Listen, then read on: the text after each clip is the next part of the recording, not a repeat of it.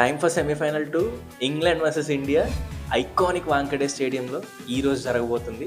మరి let's discuss the match preview.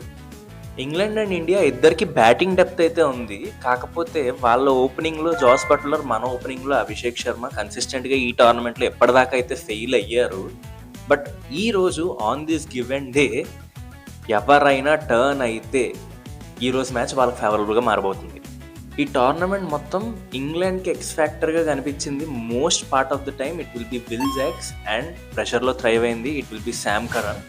And mostly India's reliability again will be on Jasprit Bumrah from the bowling side.